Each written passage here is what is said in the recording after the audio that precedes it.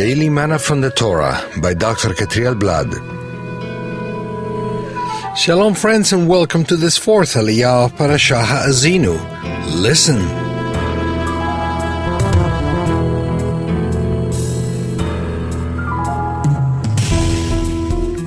We find this Aliyah in the book of Deuteronomy chapter 32 verses 19 through 28. Today we'll be studying verse 21. They made me jealous by what is no God and angered me with their worthless idols. I will make them envious by those who are not a people.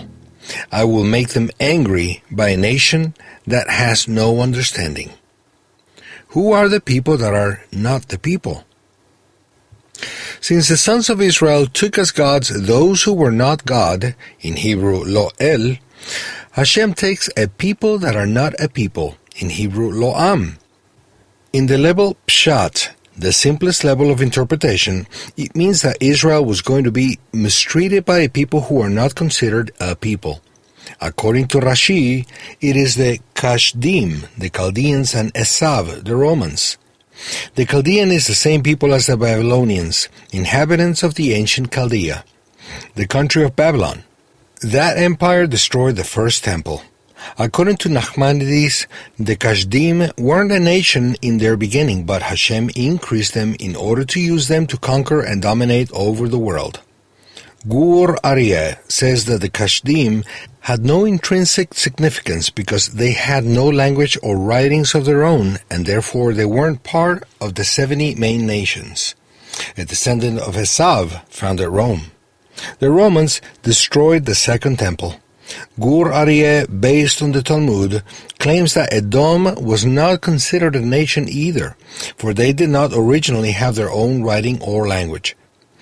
The text can also be interpreted from a higher level with an argument that says that the Gentiles receive the possibility of entering and partaking with the divine people due to Israel's apostasy.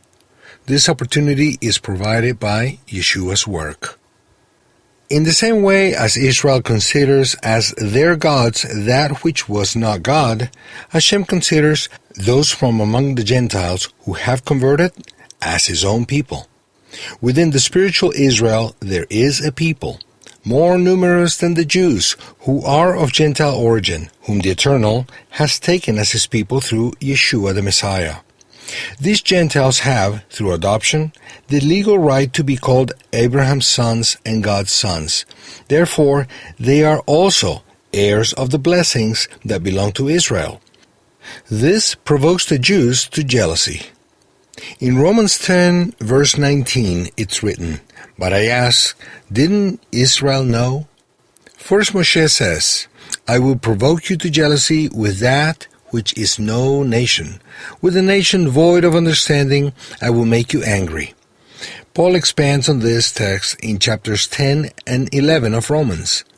At the end of chapter 11, it says that because of the falling away of a part of Israel, the Gentiles partake of the rights that belong to the sons of Israel. This brings the Jews to jealousy, so that they also want to receive the salvation given through Yeshua, which is primarily for the Jew and then also for the Greek.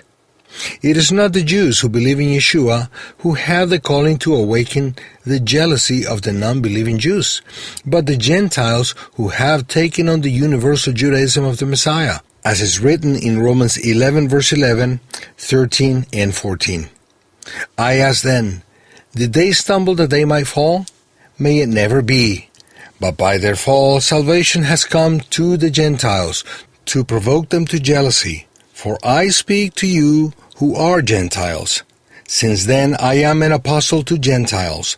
I glorify my ministry, if by any means I may provoke to jealousy those who are my flesh, and may save some of them.